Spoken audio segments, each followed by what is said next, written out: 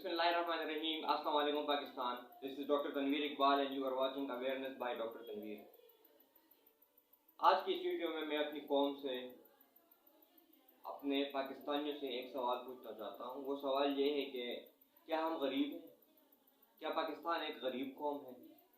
کیا پاکستانی جتنے بھی پاکستان میں رہتے ہیں کیا ہم غریب ہیں؟ دنیا میں جس طرح ہمارا مذاق اڑایا جاتا ہے, ہمیں ایک غریب قوم کے طور پر مانا جاتا ہے, تو کیا ہم واقعی میں غریب ہیں؟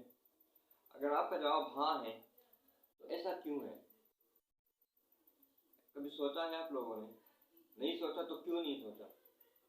ٹائم نکال کر کبھی اس پر سوچنا, آپ کو جواب مل جائے گا کہ ہم غریب کیوں ہیں. ہم غریب اس لیے نہیں ہیں کہ ہم اسکول نہیں گئے. ہم غریب اس لیے نہیں ہیں کیونکہ ہم نے ٹائم پر کوئی ہنر نہیں سیکھا. ہم غریب اس لیے نہیں ہیں کیونکہ ہمارے آبا و اجداد, ہمارے ماں باپ, ہمارے دادا دادی وغیرہ جتنے بھی فور پیرنٹس ہیں ہمارے, وہ جاگیردار نہیں تھے, وہ کوئی جائیداد چھوڑ کر نہیں گئے, کوئی زمینیں چھوڑ کر نہیں گئے, کوئی بڑا کاروبار چھوڑ کر نہیں گئے, وہ کوئی کارخانہ دار نہیں تھے, کوئی بہت بڑے انڈسٹریلسٹ نہیں تھے. اس کی وجہ یہ نہیں ہے کہ ہم غریب ہیں.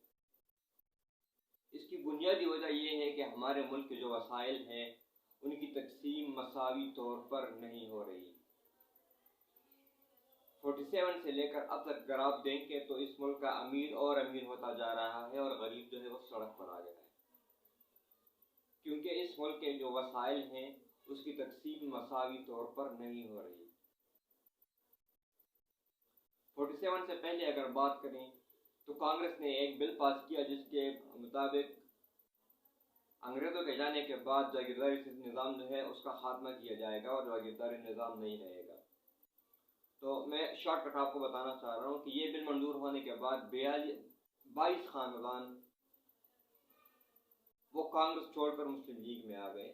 اس ٹائم ہمارے جو آبا و اجداد تھے, ہمارے جو بڑے تھے, انہوں نے ویلکم کہا کہ چلو مسلم لیگ کو ایک اسٹرینتھ مل گئی, لیکن وہ اس لیے نہیں آ رہے تھے کہ ان کو مسلمانوں سے پیار تھا, ان کو ایک الگ وطن چاہیے تھا.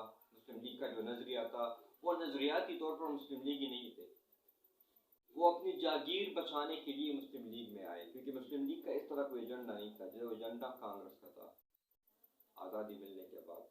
اور 47 سے لے کر اب تک وہی 22 خاندان جو ہیں وہی ہم پر حکومت کرتے آ رہے ہیں, کبھی جرنیل کی شکل میں, کبھی وزیر اعظم کی شکل میں, کبھی صدر کی شکل میں, کبھی جج کی شکل میں.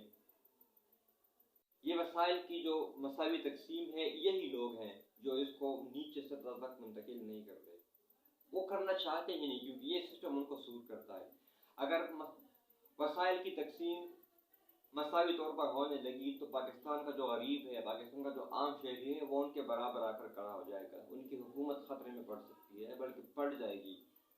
ان کی جاگیر جو 47 سے اب تک چلی آ رہی ہے وہ خطرے میں پڑ جائے گی. ان کی حکمرانی جو لوگوں کے دلوں میں, لوگوں کے دماغوں میں گھس کر بیٹھ گئی ہے, میرے بھی آپ کی بھی, وہ خطرے میں پڑ جائے گی. اس لیے اپنے لیے انہوں نے جو فیسلٹیز, جو سہولیات, جو مراد رکھی ہیں, ایک عام بندہ, میرے جیسا غریب بندہ, آپ کے جیسا غریب بندہ اس کے بارے میں سوچ بھی نہیں سکتا. آج ہمارا ایک مزدور جتنا ایک دن کا کماتا ہے, ہمارا ایک جج اس سے 46 گنا زیادہ لے رہا ہے. کیا ایک جج کا کام ایک مزدور سے زیادہ ہے؟ جتنی محنت, جتنی مشقت ایک مزدور کرتا ہے, اتنی محنت, اتنی مشقت ایک جج کر رہا ہے. آج ہمارے ایک جرنیل کی سیکیورٹی پر 50 خاندانوں کا سرمایہ لگ رہا ہے. کیوں؟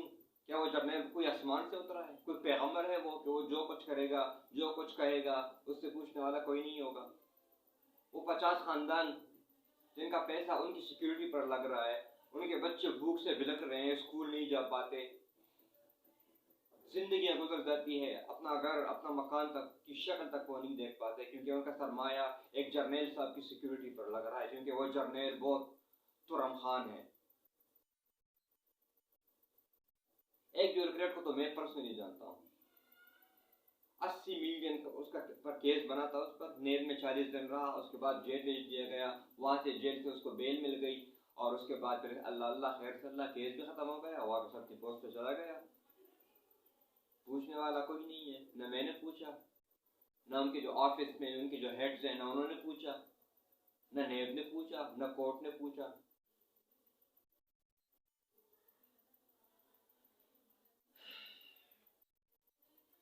جب تک وسائل کی تقسیم مساوی طور پر نہیں ہوگی تب تک اس ملک سے غربت ختم نہیں ہوگی. جب تک فیسلٹیز مساوی طور پر تقسیم نہیں ہوگی تب تک ہم جیسے ہیں ویسے ہی رہیں گے. گلی کے کتے، نالی کے کیڑے، یہی حالت، یہی اوقات رہے گی ہماری. اس کے لیے ہمیں آواز اٹھانی ہے. مر تو ویسے بھی رہے ہیں بلک بلک کے. اگر انہوں نے مار دیا تو چلو دنیا تو ویسے ہی برباد ہے، آخرت تو سنور جائے گی. کسی اچھے کاز کے لیے آپ نے آواز اٹھائی، اس کے لیے اگر آپ کو مار دیا تو شہادت کی موت مریں گے آپ. مرنا تو ویسے بھی ایک دن ہے.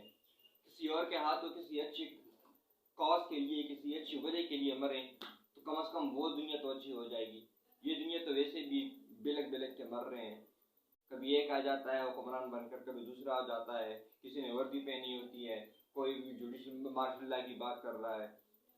حکومت تو یہی لوگ کر رہے ہیں 47 سے لے کر اب تک. ابھی تک عوامی نمائندہ کو ایک ملا تھا ذوالفقار علی بھٹو. ان سے غلطیاں بھی بہت ہوئی، یہ نہیں کہ وہ دودھ کا دورہ تھا، بہت سارے کام اس نے وہ کیے ہیں، بہت سارے اس کے کام برے بھی ہیں، بہت ساری غلطیاں بھی اس نے کی. وہ خود ایک سرمایہ دار تھا، ایک جاگیردار گھرانے سے آیا تھا، لیکن اس نے بہت اچھے کام بھی کیے تھے. اس نظام کو للکارا تھا اس نے، اور سب جانتے ہیں کہ اس کا انجام کیا ہوا. ابھی ایک اور بندہ اٹھ کھڑا ہوا ہے. خدا کے لیے اس ملک پہ رحم کریں. جو ذوالفقار علی بھٹو کے ساتھ ہوا وہ اس کے ساتھ نہ ہونے دیں.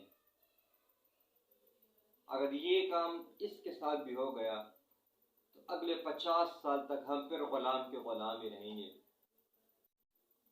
ہم ان کے غلام، ہمارے بچے ان کے بچوں کے غلام، ہمارے نواسے ہمارے ان کے نواسوں کے غلام. 47 سے لے کر اب تک یہ سلسلہ چلتا آ رہا ہے.